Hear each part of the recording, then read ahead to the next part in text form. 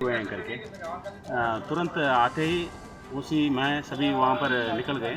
तो जाते जाते ही वहाँ पर कुछ उनको ऊपर कुछ हमला करने के लिए ट्राई किए थे। फिर भी हम कितना बचा सकते हो, चार थे, उसमें 2 इंडियन है, 2 बांग्लादेशी है। चारों को हम बचा के लेके आ गए। उसमें एक को थोड़ा इंजर हो गया, वो भी हमारा कोवाई डिस्ट्रिक्ट हॉस्पिटल में। दूसरा भी पीछे थोड़ा यहाँ पर लगा हुआ है, तो वो भी अभी ट्रीटमेंट में, एज पर ट्रीटमेंट में।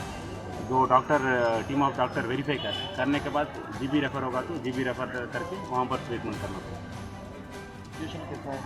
हाँ, अभी सिचुएशन कंट्रोल है, वहाँ पर पुलिस है और वहाँ का बीएसएफ भी वहाँ पर ही है, पेट्रोलिंग भी चल रहा है वहाँ पर। अभी सिचुएशन सब कंट्रोल है। 2 इंडियन टाउट जो था इनको आपने अरेस्ट किया?